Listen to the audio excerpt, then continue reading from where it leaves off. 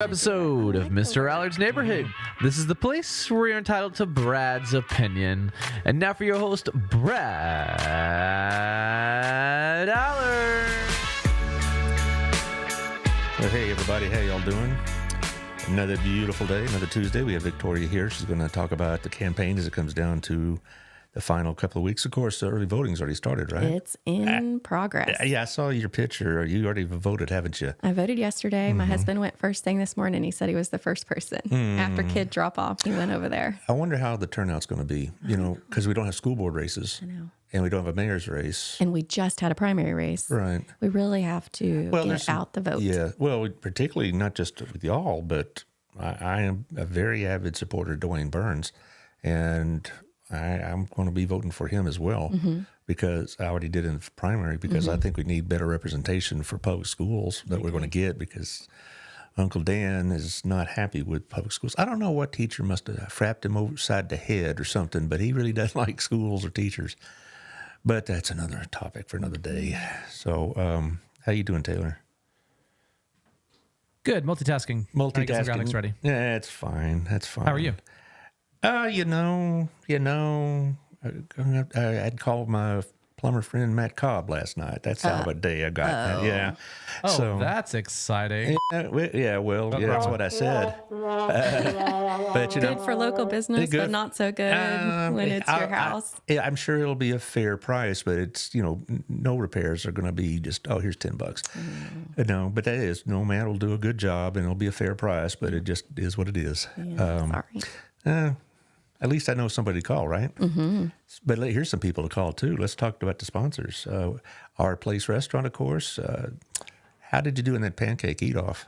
Oh, I was a letdown to my own daughter. She was asked before we started how much she thought I could eat, and she called it half a pancake. Yeah, you just don't look like somebody's going to wolf down about 5 of them. But I do love their hash browns, and Audrey even said on Sunday when we ate there, Mom, I really wish it had been a hash brown eating contest because I think you could have cleaned the plate. Yeah, well, so that going to our place is the reward they get for behaving in church. In church, right. But, on Sunday, we ate our place for the after church treat, and we had pizza at Gina's for dinner. Well, speaking of Gina's, I've been there. I was there for an event last week for Ms. Bedecker. Yeah. And you were there as well. And the pizza is really, really good. Oh, my goodness. The crust is just like perfect. And my husband fell in love with their breadsticks because they're almost like air. They're so fluffy. Right. And I think he ate the majority of the sticks in that basket. Well, that's nice. Well, also, a week from Thursday, they're having, all 4 of you candidates get together. For on the 2nd. A little food drive issues, because we've really been pushing this a lot on this show and other places for the food drive, because there may be another one that we're working on, but I really don't have all the details.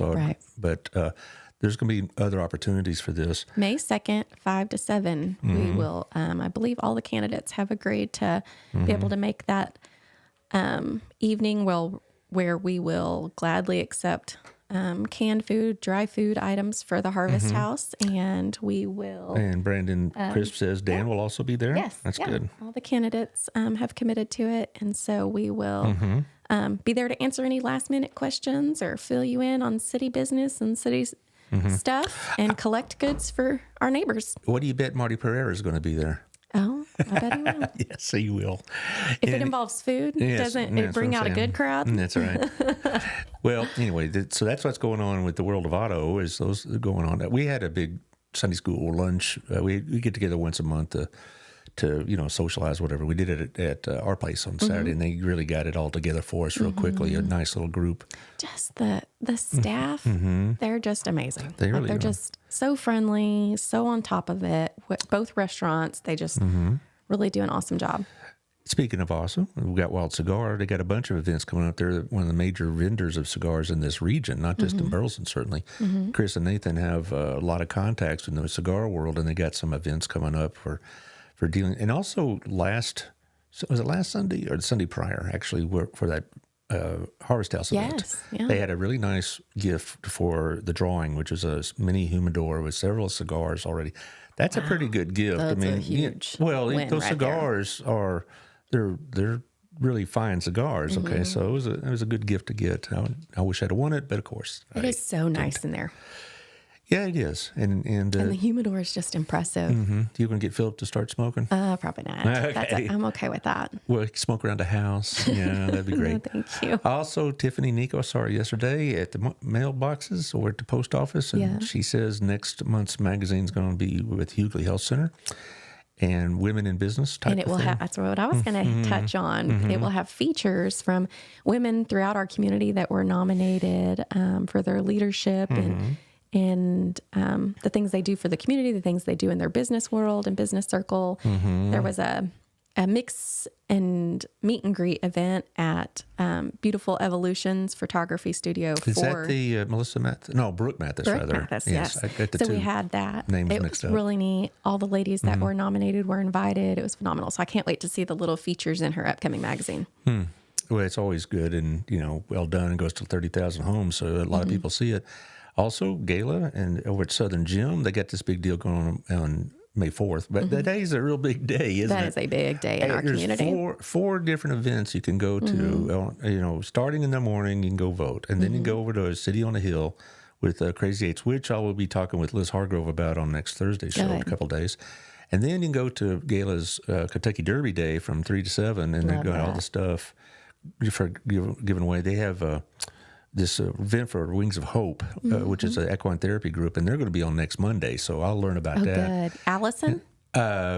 Gosh, Ms. Thomas is all I remember calling. Okay. All right, No, that's not Allison. Allison's our executive director, and she's in junior league with me. We've known Well, each I other think for a she's number of coming to the years. show. Oh, good. Yeah, I think she's No, going to they be. have phenomenal staff. Yeah, I think the two of them are going to be here. I wish I could have got Audrey into one of their summer camps because they have summer camps open to all abilities and age groups. And so I was bummed it filled up fast. Well, I was talking to Mr. McAnally about this, and he's familiar with equine therapy. A lot of PTSD people are involved in that. And it's like, I don't know how this works or what the benefits are, but they'll tell us. Well, it is such an impressive organization. I think very highly of them. And Gala is big into equestrian sports because that's when it's on Kentucky Derby Day. Nice, And I so love it. Robin's getting a dress and a hat and all that. Go, Robin. And they're going to have some bourbon, and they'll have some mint juleps, and they'll have, of course, lots of jewelry. And then that night, there's Cinco de Mayo at the In plaza. the cities. Yeah, the city's hosting our Cinco de Mayo festival in 7 the plaza. to 9. I think so.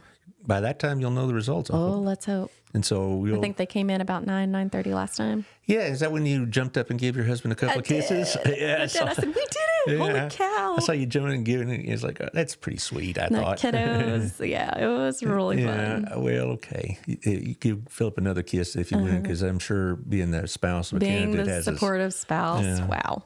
And he has to hear all of my rants and like tears and Yeah, well, that's practicing of speeches. Last night I was practicing a script and he's like looking at me because he's trying to do some work. And I'm like, if I go in this room, I echo. If I go in this room, it's creepy. So all right. Well, anyway, two maids, thank you for what you do. Brenda Ramirez says she does a really good job. She ought to be, I hope she gets a spot in that women business because she runs that business. And neat. she moved in from Kansas City a couple of years ago and really has built that quickly. twomatescleaning.com/Burleson or 817-764-0733. And they'll come and they'll do you really well. And then you'll pay them what you rate them. That's how they get paid. And they do homes, they do businesses, they do the Windmiller building, for example. They do Gala's place. They also, some of us in BNI, not me personally, but some of my friends in BNI, use them for their own homes and for their parents. And I've already talked to Brenda about doing something for my parents. that's fantastic. So Robin still wants to do their own house, but the thing is, they'll come in, they can do it like a one-time cleaning. One time, like get you on the right foot. Sometimes, like it just feels like you're snowed under and you don't know where to start. Well, we're talking about some for my parents because they're getting up there. Yeah. And I don't want my mother to have to do all this. When I worked for Meals on Wheels, we had several cleaning services that would partner, and in those really dire situations, we could work out. And I don't know, maybe if Robin gets tired of doing it, then I'll get them to do it. Go. Yeah, it's just nice to have reliable people that do a good job. it's like with lawn mowing. I'd love to have a lawn service, but I feel obligated. But there's going to come a day that obligation will end. Sure. Also, OPRO Roofing. Thank you, John. John Williams, 817-734-2756. We had a lot of rain. I hope you didn't have a leaky roof. I didn't have to worry about it. Why? Because John told me I didn't have to worry about it. And so honestly, you should get your roof inspected about once a year, and they'll come out and take a look at it. And if you don't need anything, they'll tell you. And the inspection's no cost, and he'll help you deal with the insurance. The insurance is the beating, you know. So he'll help you with that. But give him a call, check it out. He told us some of the B&I meeting that was informative. You only have 12 months to file a claim. So if you had some damage, like, you know, if you had, like last June, we had a big storm, and if you haven't filed yet, well, you got time's ticking. 6 weeks left, buddy. And after that, they won't cover it. Also, thank you to Sammy and Candy over at Camco. Sammy Campbell, get her at 817-778-4592. Candy Gal, 817-925-2661. Right now, Candy's in Portugal. That's really interesting. She'll be back in a day or so. I mean, it was a week-long trip, but I asked her, why Portugal? I mean, it's beautiful out here, but that's not the first place you think of, but she just wanted to do it. Just a traveler. Yeah. And so, but they'll help you with these rates that seem to be hard to figure out. They really are confusing. It just, in the mortgage world, you know, and you sign a contract that's, you know, thicker than the old dictionary. They have cut some of that down, but I've used them twice in the past with other stops they've been at, and you get writer's cramp pretty quick. Also, this is a new one since you last been here. Jeff Kelly. Oh, nice. You need a neighbor of yours? He lives in my neighborhood. There you go. Jeff Kelly, you know, with the Wethington Agency. He'll sell you the house. You can take your mortgage over to Candy, and then, you know, one of my B&I friends are at Truly Title, so they got it all set up for you. So his cell, 817-781-0546. His office is 817-720-6300, or you can go to sellingthe817.com, check out the webpage. Nice. I want to have him on the show in May. We talk about real estate, you know, because there's so much going on. Yeah, I'd be interested to hear a real estate update. I actually can piggyback on that because I recently learned that I won the endorsement of the Johnson County Realtors Association. Yay. All right. So that's really nice. Thank you. And you also have the firefighters, I believe, right? I do. Yeah, the Professional Firefighters Association. Well, that's yes, good. Sir. Yeah. Well, I hope they help you get the vote out. I hope so too. That's what it's about in a local election, is reminding people that there's an election going on, what's on the ballot, and getting people to those polls. Well, I had your opponent on, Mr. McInerney, on yesterday, and in all honesty, I thought he did really well. And I'm going to ask you more or less the same questions.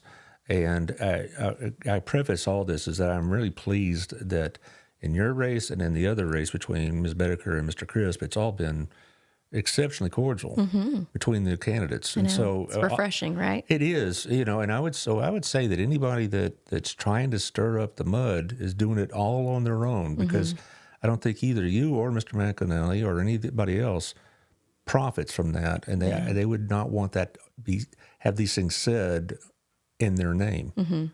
So, you know, that's why my vast listening audience, just ignore anything you see on Facebook, because our candidates are behaving exactly the way you want them to and represent us. And win or lose, they're going to take the verdict of the people and live with it, I guess. And that's that. Yeah, let's stay focused on the issues. Yes. Let's discuss, you know, obviously, I think if you're willing to put yourself out there, put your name on a ballot, takes a lot of guts and a lot of determination to get out and talk to people, let people know why you're running, what's of interest in this community that you're willing to get into and dig into details and find out more information. But ultimately, you're an advocate for our city. You are an ambassador of our city when you sit on this council, and a go-between our citizens and the decisions that we're making. It's our responsibility to get out there and let citizens and groups know why we vote the way we do, what we're working on, where projects stand, what future projects are coming, because and we need to have these healthy dialogues so that we're growing the way the citizens want us to grow. Well, and I'm pleased with it, because we've had enough of that, and we've had enough outsiders trying to stir the pot, but that's free speech, I suppose, but there you go, doggone it. But yesterday I asked Mr. McInerney about budgets and such. Sure. And from what I know, and I do know something just from the outside looking in, I don't know all the details, but we are approaching a time where we're going to have some significant bills coming due. And yet it's always been the policy of this council to keep the tax percentage, at least a rate. It's a tax rate. Right, the lowest possible. Because I just got my tax assessment yesterday, and it's significantly higher. But it's Because of your appraisal. Right, the appraisal. All right, it's not, the appraisal went up. It has nothing to do with y'all. It has nothing to do with, the county commissioners. Right. I believe our tax rate right now is 65 cents. It's the first time it's been under 70 cents. Yeah. I don't know, in a very large number of years. So I'm going to be getting a higher tax bill next year. That's already determined. But I could protest if I want, but not that'll go very far. But like I said, we've got these obligations coming due. You may be put in a position where you either have to raise the rate or cut expenses or some combination of both. Would you take either one of those off the table? Absolutely not. Okay. I don't believe we're at the place where we have to raise the rate yet. But we are going to have to tighten our belt. We're going to have to make some tough financial decisions. And this is where I believe experience and institutional knowledge is what I bring to the table so that I can help address these. I have an understanding of, I'll say, as working at every level of government but county, I thought I had an idea, of how things work. But the first year sitting on council is like drinking from a fire hydrant. But I have really enjoyed digging into our budget, understanding things better. We have, because of certain, just the environment of things, there were decisions that we were pushed to make for, just because it was time, things that had been long time overlooked, like pay in certain departments, hiring. There were just things that we were lagging behind. So we were kind of at a cusp of, it's time to make some decisions on some of these things. So our expenditures have been up, and so we need to cautiously review all of that. And I don't think we're at a point where we have to raise the tax rate, and I don't believe we're at a point of layoffs, but we do significantly have to review our budget and say, what positions are open that maybe we don't fill, if not for at least half this budget year coming, maybe the full budget year. And we're just going to have to weigh, what is it that we truly want to accomplish as a city. We have to review all of the services that we provide, everything from public safety, public works, streets maintenance. We have to review everything, every service that we provide, and say, is this where we want to stay? Are we able to condense some things, become more, where are the efficiencies that we can focus on? We have to there's a finite amount of money, and we have to make the utmost, it's our responsibility to make the utmost use of those funds. So I don't believe we're in a place that has to move up the tax rate, but absolutely nothing should be off the table. I think we just need to make some smart decisions and careful decisions. That was more or less Mr. McAnally's response as well, which I'm glad to hear for both of y'all, because I don't want you to get or he either, to get in some bind like the read my lips, no new taxes routine. Of course, or making commitments that we can't guarantee. Because I get asked about that. Well, hey, this is something our department has been looking at for a while. Do you think this is something we could potentially fund in the next budget or whatever it may be? And it's like we have to look at all the numbers. And again, we have a finite amount of money. We have a responsibility to keep up the services that the citizens expect from us. But there are definitely some areas we're going to have to focus on. Street maintenance. That's another one. We are hearing it loud and clear all over this entire city. It is an area that we have not committed enough dollars to, personnel time to, and it has been consensus over a number of council meetings that that I'm at least picking up, and particularly for me, that we'd like to focus on street maintenance. And we're going to have to explore some options. Is that an area where we look at new potential fees so that we have some additional revenue? Is that an area, how do we get creative about specifically having a fund directly for street maintenance? Because we can build, but what are we doing? look, while you can pass bonds to build, you need to be cautious that once that's in your asset list, it's now our responsibility to keep it up and keep it drivable. Here's the interesting thing, though. The Supreme Court ruled that communities should be somewhat limited on how they can assess fees to developers. And that's just ironic because that's how a lot of communities fund a lot of this infrastructure, particularly in these subdivisions. You're going to build here, you're going to have this kind of impact on our roads, on our water, and you need to appropriately contribute. Right. Or if you're going to be building a big development, you're going to be handling some of the infrastructure costs. We'll build you the roads or whatnot, but you're going to be pitching in. And the court ruled that they can't be excessive. Now, I don't think Burleson's excessive. No. I really don't, because if they were, they would be. If they were excessive, they wouldn't be building as much. Right. And in the last 6 years, we did we had a committee that Alexa Bodeker served on. We looked at all of our fee structures and what are we charging for certain things, and we were behind. That was another area we were behind in adjusting some of those adequately. I don't know if it becomes an afterthought. It's just not, it's like, okay, we'll get to that. And we finally did have a committee that was made up of developers, realtors, people that are in these fields to say, hey, we're working with the people that are looking to move here, want to move here. This is something to consider when it was just time to consider raising some of those fees, or what are they truly addressing, and are they addressing appropriately the areas that we have them for? Well, now this ties into your position there on the board of the Council of Governments. That's not something that many people know about, much less know that you're on it. So why don't you describe your role on that Council of Governments and how it benefits Burleson having you on it? Absolutely. So it's the North Central Texas Council of Governments covers 16 counties. It's a voluntary organization that governing bodies can be a part of. We have over 170 cities that are members. We have school districts. We have counties, and so among all the membership, you can nominate executive board members, and then there's some that are guaranteed seats, like the county of Dallas has a guaranteed seat because of their size. Tarrant County has a guaranteed seat, but then there's other seats that get filled by,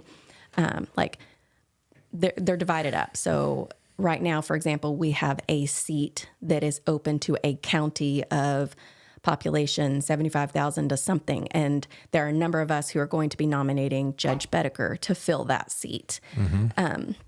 So we have, I said, 16 counties, and there's technically 18 seats. One is an ex officio on this board. And like I said, we make up all different levels of government. We sit amongst county judges, county commissioners, mayors, city council members,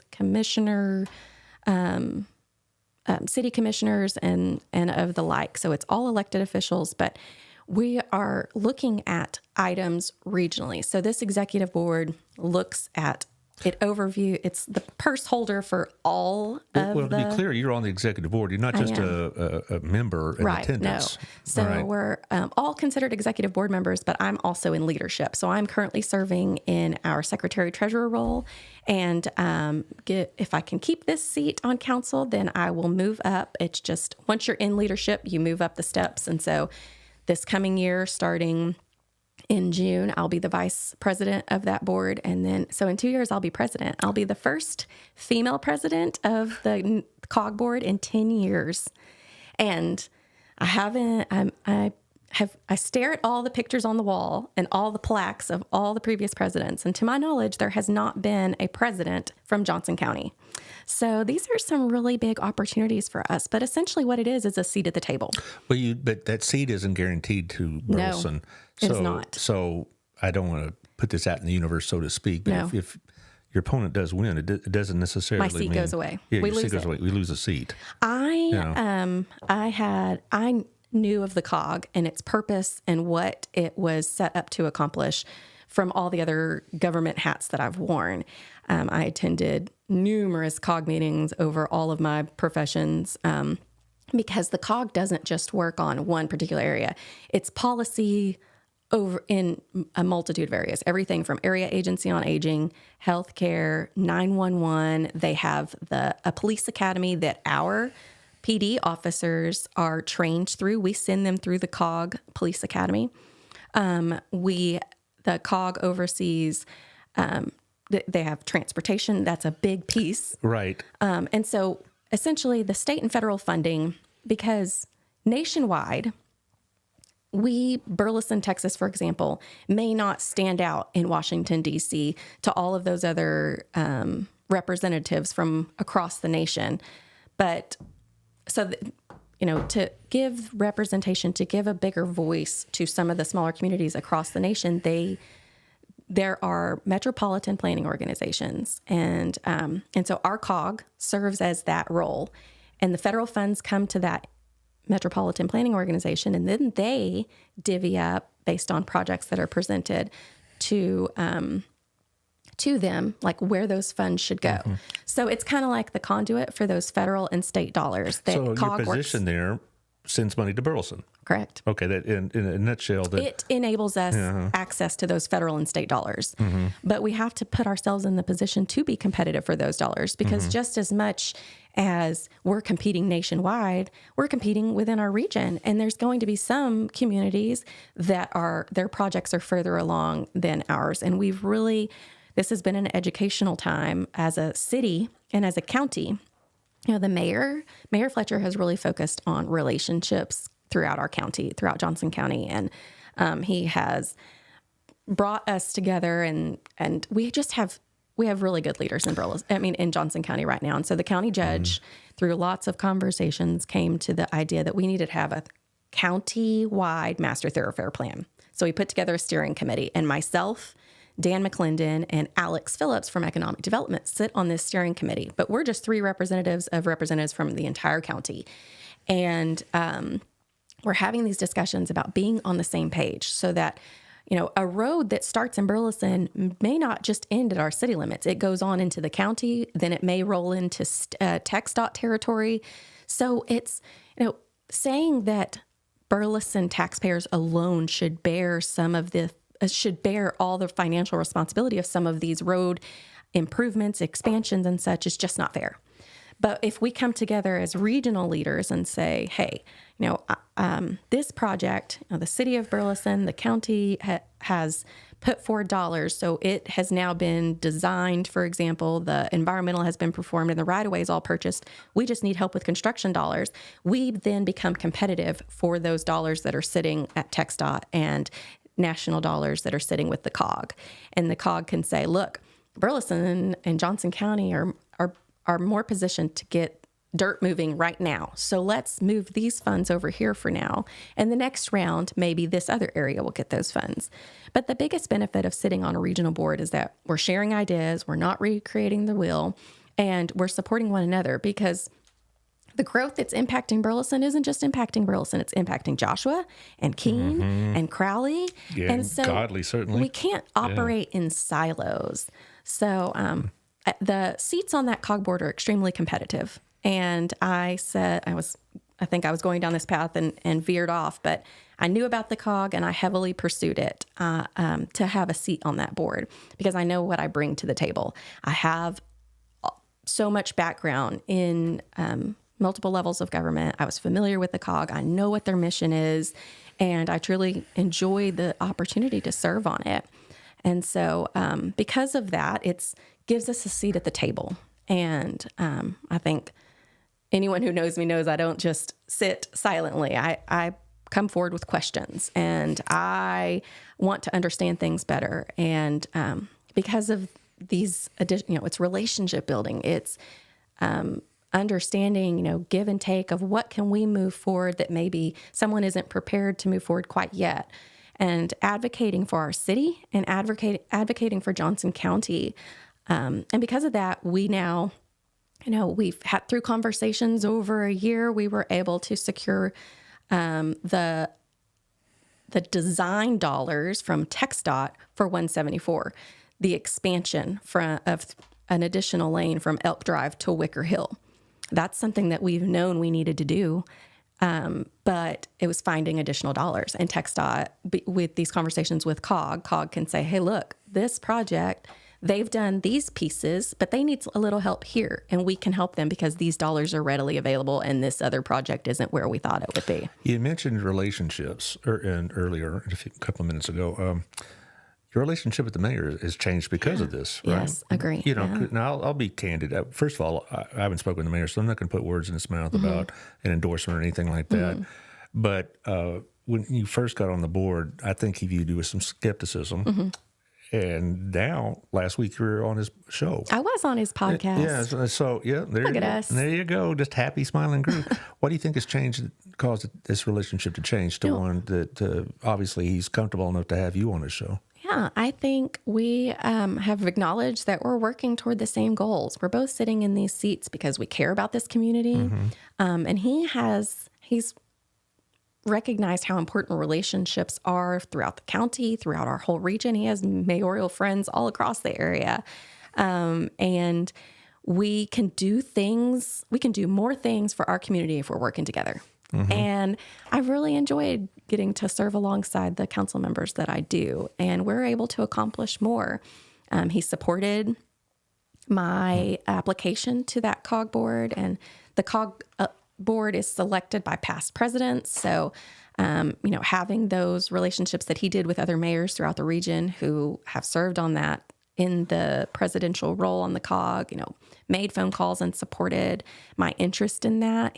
He really takes pride in us having representation and a seat at the table at things. And so whether that's supporting me on COG or Dan on the RTC potentially one day, these are all things that elevate awareness to Burleson. And if we're all working together as a team, we're going to serve our citizens a lot better than working in silos. Well, in all candor, I think his second term has gone better than his first, and primarily because it has a much more unified council, and that's made a big, big difference. It is.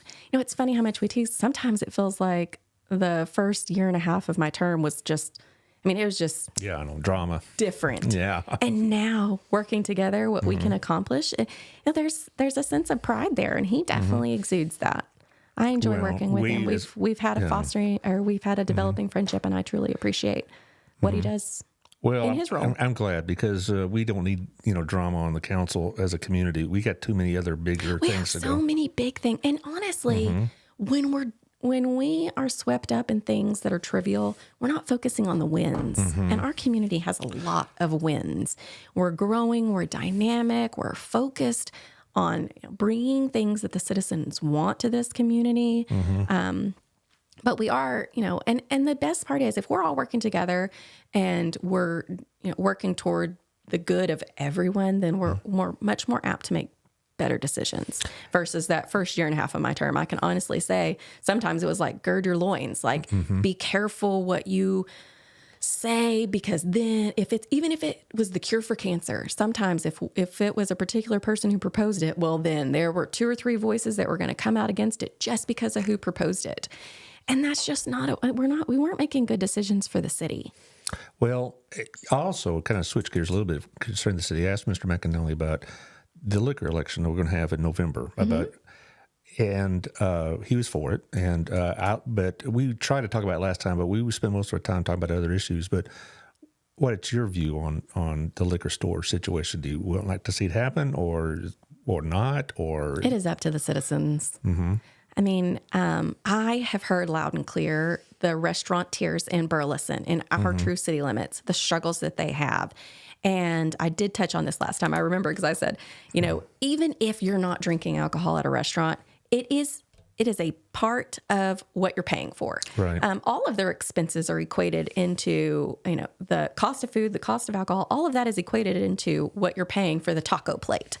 It's inevitable. And when the restaurateurs they are required by law to shop for those items in your county. Which is unbelievable to me because Texas talks about free capitalist markets and all this other And then we put all these restrictions on it. I know. It's crazy. So, they're forced to shop at the only liquor store in Johnson County that will sell to restaurants is in Alvarado. They're charging them off-the-shelf rates just like they would a person walking in there.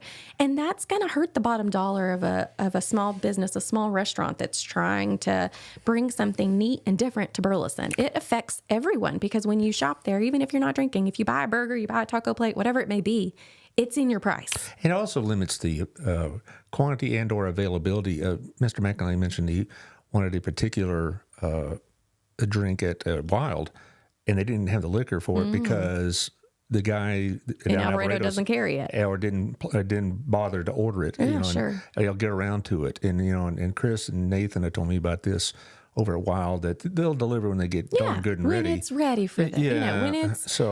When it's on their time frame, and that's just not. How can you run a business? On either end, the restaurateur who's looking to order something for his patrons or the business owner who's selling these items. Like, you would think it was mutually beneficial, but at something. So, it's ultimately up to the voters. It just drives me a little bit crazy that Fresco's is at a competitive disadvantage than, say, Phoenix. I agree. Both of which I really like. I mean, they're different types of Mexican food, and I like both types very well. Sure. But Fresco should be competing on an equal basis. They should get the equal playing field. You're serving essentially the same population, but one group has a leg up because they can go shop in Tarrant County and get their bulk orders and get them delivered by Benny Keith, all of that kind of stuff. And these other small businesses, that are trying to make it in Burleson don't have that same advantage. There's a couple other issues involved, though, because when I think of a liquor store, I think of like Total Wine. Well lit, bright, clean, respectable, whatever else. And some people are concerned if you allow liquor stores, we're going to have Billy Bob's Cut Rate with iron bars on the window, and we can't have one without the other. Are there provisions within the city council's ability to limit those type of maybe say more risky or sketchy dives as opposed to something like a Specs or a Total Wine or something that's probably got better security and better safeguards? So what we have been having conversations about is what can we put in place structurally in the code, in zoning, that we can try and encourage the bigger stores that have some of those, that have some of those safeguards in place, that have some of that structure in place. I had the flu when our council had the joint meeting with P&Z, but I watched it, and my colleagues shared a lot of the sentiments that I would have, in that, the initial proposal from staff was maybe 7,500 square feet, and that's a really big store as a starter. So I think they reduced that down to 5,500 square feet. So, but that's just like an initial conversation starter. It doesn't mean that some other locations will not get approved, but it enables the councils to have more of a pulse on where the liquor stores are going to be located and what types of stores that they will be. And then there's also as far as zoning, they voted to have them in industrial. Well, those are primarily on major thoroughfares in our community, like 35. And then, so it's not going to necessarily end up, in some of our smaller strip centers. It doesn't mean, like I said, that it cannot be brought forward with a special use permit request, but then it's at the purview of the sitting council to evaluate the location, what they're truly wanting to bring, and then whether or not that council at the time will approve those requests. But it's good to just be able to have a pulse on things, especially when it's going to be so new to our area. It's something that it's not something we've done before in Burleson. I think a lot of people, when they think about liquor stores, they're concerned about these, understandable, shall we say, a bit more sketchy outfits or less secure outfits, or you're going to have liquor stores popping all over. Well, that's that. First of all, that last one's not going to happen because of zoning and because of restrictions about near neighborhoods and near churches or whatever.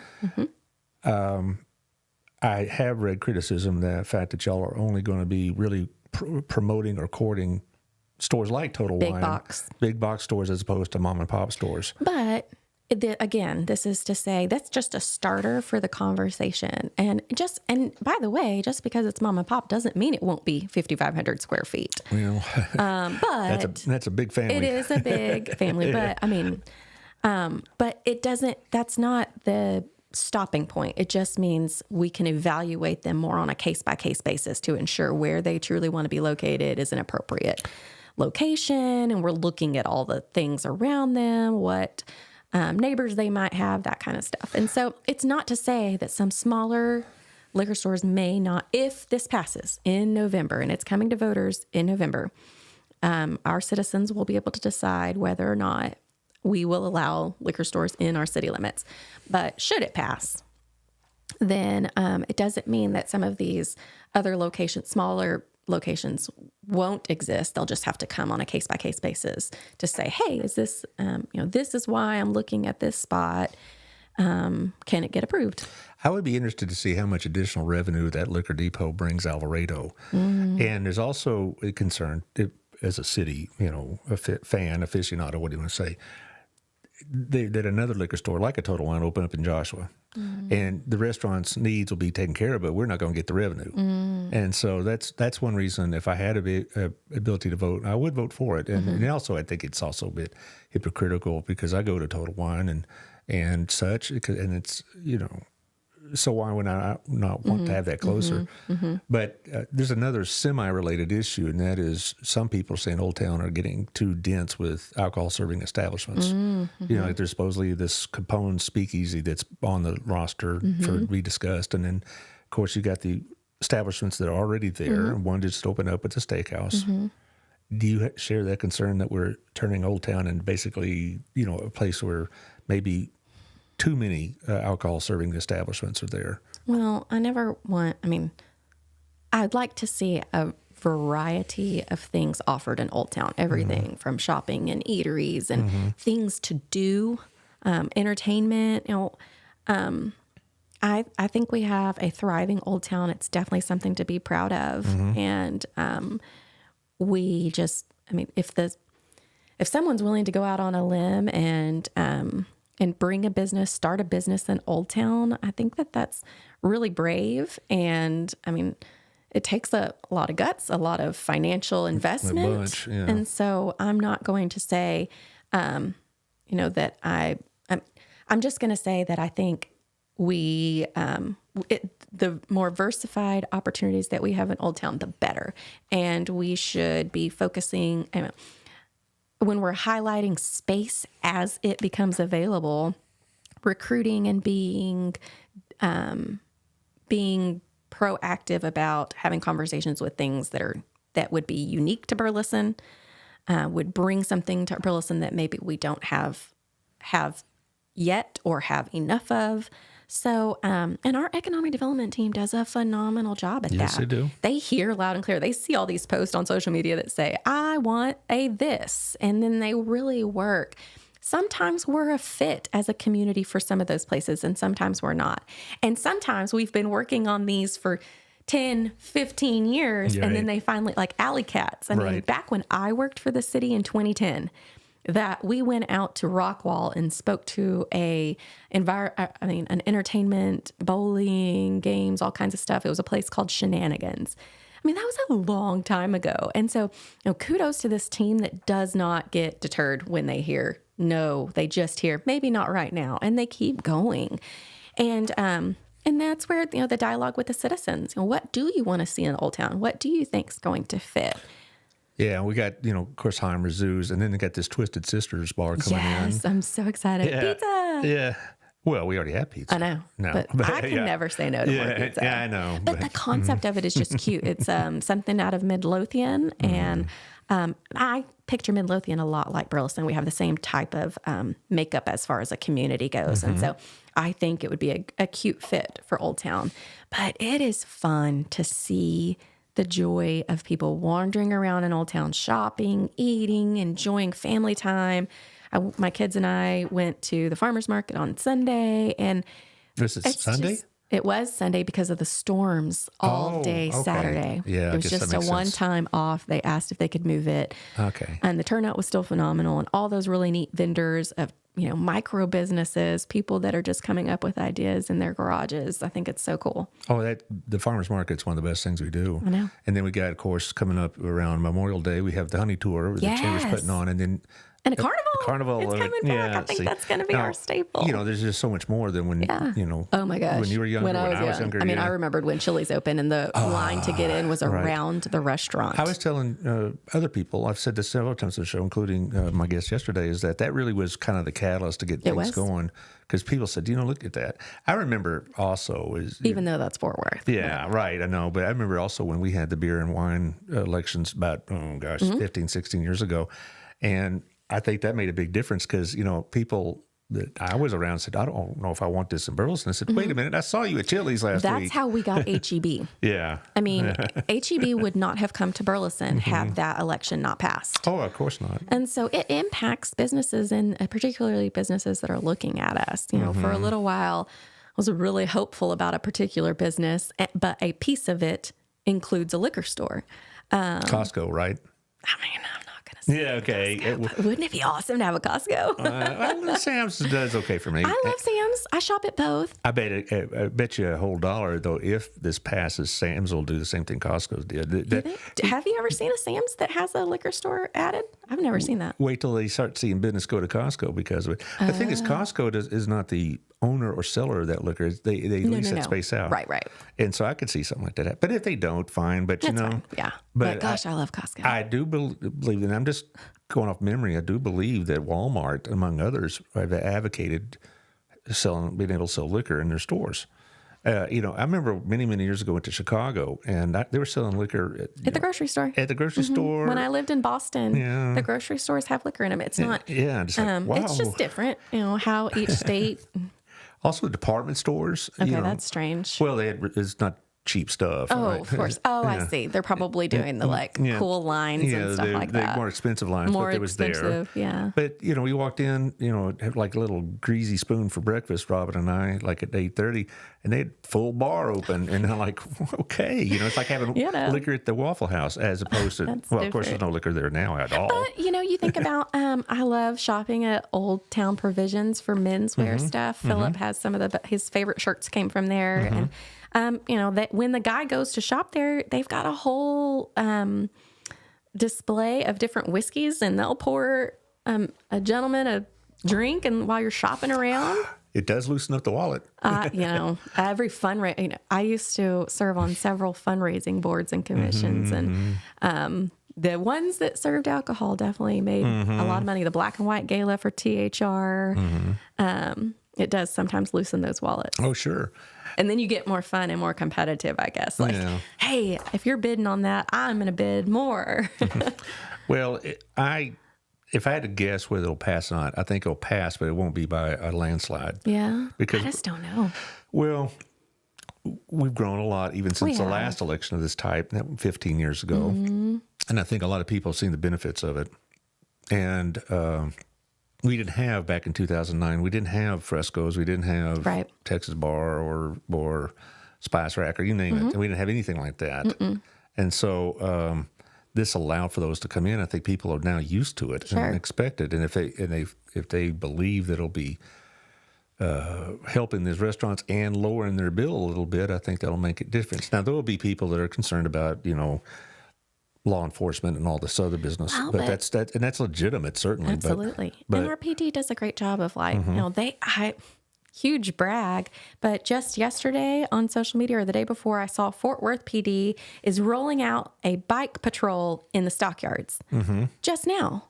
And we have been doing that in Old Town. Our program has been, it's a year old or so. We've had bike officers. We've definitely had them there for special events and things. Right. But there's officers on bikes rolling around, talking with people, having a presence there. And so kudos to our department for kind of having that foresight and saying, look, where there's foot traffic, where there's a concentration of restaurants that serve alcohol or open late, then we need a presence so that other patrons around that may not be in those same boats feel safe and can enjoy their time equally. I never have felt even a little bit uncomfortable there. But then again, I'm not there at midnight either. So who knows? Me either. It's way past my bedtime. Yeah, me too. But as far as, we do need a police presence there. And right now our force is pretty stretched. I mean, because just everything's growing. Yeah, everything's growing. And we never even got to touch about the other subjects I want to talk about, which is the homeless situation, whatever else. And that's something else they're dealing with. I do want to touch on that because we just had a community services committee meeting. Let's hear about it. A council committee that focuses on all different types of community services. We kind of review them, and then we can make recommendations to like bring to the whole council. But myself, Ronnie Johnson, and Phil Anderson sit on this committee, and we discussed homelessness. And we had an expert who's with the Tarrant County Homeless Coalition come sit at our table. It was just like pretty much a round discussion of what are we looking at? What are some options? And I think first step is undergoing it's called a PIT survey, point in time. It's completely done by volunteers though. But we have not had one in our city limits. We've had close. South Fort Worth is where, because that's, it's primarily Tarrant County. And while we have a portion of Tarrant County, that's not the majority of Burleson. The majority of Burleson sits in Johnson. So, they have offered to train if we can get volunteers to put on one of these PIT surveys. It's usually done in the evening, and they go out to the areas where they have heard that there are homeless individuals camping or congregating or staying. But it's volunteer, and providing the information is also voluntary. But the important piece of having a PIT survey is that we can then truly understand what is Burleson's problem. Because I've often asked that question. Yeah, before you, ouch. Yeah, I know.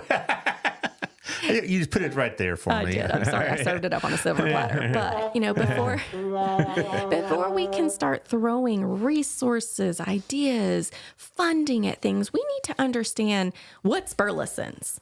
And so our PD and our fantastic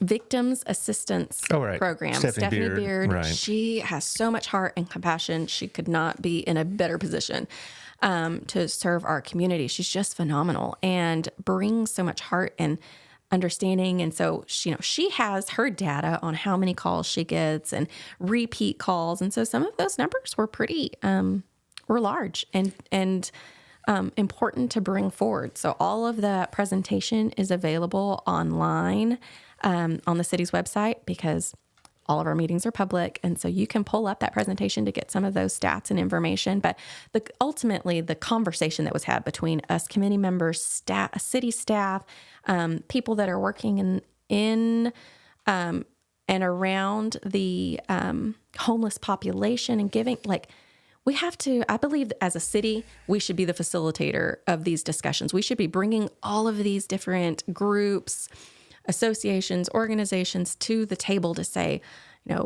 where do we go? What can we do? What's an appropriate thing? And how do we support those in our community that are already serving these populations? Harvest House, for example, Community Promises, the churches that are doing so much. But it was really an educational discussion for, I think, all of us on what are we seeing now? But ultimately, we need to have the data. Well, we need the candidates. Brandon Crisp responds, Burleson City Council. Oh, wait, I'm sorry. I read it too far.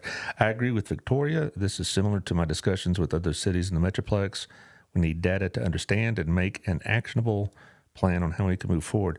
Given the constraints of our budget, and maybe the philosophical constraints, if you will, do you ever see it being a line item in our budget to directly deal with the homeless situation as opposed to having our nonprofits carry the whole load? I mean, I'll never say never, but I would have to say it's not. I think our role as a city is being the facilitator of some of these discussions and bringing people to the table and sharing, being a conversation starter and hosting these conversations. So we're sharing information. Nonprofits that are stretched too thin. Maybe we can help support them in saying, "Hey, you do this one thing well. You do it really well. You focus on that. And this group focuses on this," instead of everyone being stretched and trying to do everything. And so I don't know financially in particular, because like you said, we have tough financial decisions ahead as a city. And there are things that our citizens, our tax-paying citizens, are expecting us to do and provide. And so ultimately we have to make sure those are at the top, and those are what we're addressing first and foremost. But we also acknowledge there's pieces of our existing departments that are already touching on these homeless individuals and issues. For instance, the Stephanie Beard and her office. And so, but we don't know what we're dealing with until we know what we're dealing with. We have to get the data. We have to do this point in time. So I'm hoping as we get these ducks in a row, that we can then go out and recruit the appropriate volunteers who might be willing to collect this data for us. But again, it's all voluntary. There's some people that don't want to be found, talked to, asked questions. Right. And so we're just going to have to do our best, but we have to understand what's truly Burleson's. And then we can go from there. You know, during COVID, Alex Phillips, the economic development team, so many amazing staff members spearheaded the BTX Giving Day. And you could drive through and give financial donations that was then divided amongst all the nonprofits that came out. They had tables. You could ask them questions as you were driving through. That came out and volunteered to be a part of that event. We can do things like that, but gear it. Maybe we don't collect money. Maybe we just do a food drive. Maybe we just do certain things that are specific to the needs that are, flashing at us at the moment. And that's, Brandon Crisp had the idea to have this event we're hearing loud and clear that, and we're seeing these pictures on social media, Harvest House needs help. Community Promises is another amazing food pantry in our community. You've said House of Hope in Crowley. They serve people that are on the border between Burleson and Crowley, and no doubt some, I'm sure, Burleson individuals too. These nonprofits are not just serving one, if one particular community or one city, they're serving this whole area. And so truly understanding what we're facing and then getting everybody to the table so that we are making the most of the resources, because we have such a giving community. If there's a call to action, our citizens step up, and it is phenomenal. Well, I do get concerned sometimes we may get donor fatigue. We can. And that's the other thing, right? Mm-hmm. These, when some of these nonprofits, when they're bearing so much and they're trying to do so many things, but they're always hitting up the same donors. Yes, donor fatigue is real. You and I you have joined the Burleson Opportunity Fund board. Yay! And we have faced that. Numbers went down during COVID. I think every nonprofit could say that during COVID, numbers went down. We're all trying to get back. But you have to think about, what's your mission? What is your bread and butter? What do you truly want to do and do it well? And focus your energy on that. Most importantly, spread the message that that's what you are trying to accomplish in our community. Well, I do know, and I hinted about this earlier, there is some plans in the works after the election to do some sort of community-wide event. But I don't know all the details yet. It's just in the speculation stage. Mm-hmm. So probably after the election, I'll have more information about what's going on, but I do see that happening. There are a couple of nonprofit events coming up I'd like to mention this weekend, and then I'll let you have the last word. Okay. We have something going on at the Tractor Supply store. American Legion's having a yard sale, and it's they've done it 27 years, it says here. But Fantastic. Anyway, yeah, but they're doing it, I believe, in the Joshua side one, the south one. But it's easy to find where they're going to be at. But they're doing a yard sale to raise money for the American Legion, who does a lot of things for our veterans. Yeah. So it's a second annual yard sale, but they've been doing. It's on April 27th. April 27th. Okay. No, I misread it. No. Well, it's really good. So this Saturday. This Saturday, okay, at April 27th. Burleson Tractor Supply. Okay, I misread it. Fantastic. I'm sorry. But so swing by, see what kind of treasures you can purchase that support our veterans and the awesome work that the American Legion does. They give out scholarships. Those veterans are involved in doing things all over our community. So thank you. Also, they just don't stop serving, do they? No, they do not. That's awesome. Also on the 28th, the Sunday at the Martin House Brewing, there's going to be the Amanda Mann Clark Project, the Cornhole for Buttholes, which is kind of a funny title. It is, but it's so important to get those screenings done. I have a very sweet friend who, very young, learned she had colon cancer. And so it was fast response. They got it, but it impacts a lot of people. So get those screenings done. Yeah. Well, they as men in particular, we don't enjoy getting a colonoscopy. I don't know that anyone does, male or female. Well, particularly us, but it's not as bad as it used to be, I've been told, because, in the day, you drink that You drink stuff. chalk, I'm aware, yeah. But now it's raspberry flavored chalk. Oh, is it? Yeah, and you're not spending as much time In the toilet. No. Awesome. So I think it's important, and I had mine done about 3 years ago, and Robin basically was like, "You're getting this done. You have to. One way or the it's other." Philip's turn. I have to nudge him. Well, yeah, but tell him to put his big boy pants on and get out there and do this. But it's 1 to 5 on April 28th, and of course, I've also mentioned May 4th with the City on a Hill, and that'll be Thursday's show. We're going to be talking with Liz Hargrove. And there are so many booths, so much information. They're doing a Star Wars type theme. Cool. Because it's May the 4th be with the you. 4th. I'm not a Star Wars person, but I do know that. I'm more of a Star Trek person. I guess really? it's like one or the other. It's like Beatles or Rolling Stones, Star Wars or Star Trek, that kind of thing. Anyway, so Lots of good things coming up. we have And Harvest House had their, I saw the mayor out there at the Vibes. I was there too. Oh, yeah, I saw you. And then I never got to say hello because I didn't know where y'all went. I was like, there's you and Robin. yeah. And then, but I was chasing children. And Yeah, of Ruth course. Moore was getting a kick out of, she said, I just didn't know you had a little boy who was all boy because he was sweaty and gross and picking up dead stuff and digging in ant piles. And I'm just like, Oliver, please. Well, that's what you want is a boy that's, He's all boy. Yeah. If there's a definition in the dictionary, his picture's next to it. So we got about a couple minutes left. Sure. So tell us what we need to know. I think I've already touched on, we're going to have some big decisions to make as a council. I'm looking forward to continuing to serve with my colleagues. I think we have a really good board, and then we'll see who fills seat 3. But we have an opportunity to make some good decisions, some smart decisions, but I know myself. I know what I bring to the table. I have experience. I have the institutional knowledge. I'm very proud of my work history, my work ethic. I'm looking forward to taking on these issues and having hard conversations because that's what it's going to take. I can vouch for the work, say it right, work ethic, not just now, but in, when you were a student, certainly. Also, that position on the COG can't be overstated. It can't. It's a really phenomenal opportunity, not just for me. I'm really excited about the leadership opportunity it has provided me, but also the visibility that it brings to Burleson and Johnson County. I don't take it lightly, the responsibility. It's very important to me. We have a meeting this coming Thursday, and this afternoon, I've decided to start having a weekly meeting, or the same week meeting with our city manager to say, this is what is directly on this COG agenda. Have we applied for these things? Are there opportunity to apply for these things? Don't miss an opportunity to get matching funds because we have to leverage every dollar that we have as a city and take care of some larger issues that aren't just affecting us. So let's capitalize on those state and federal funding availability.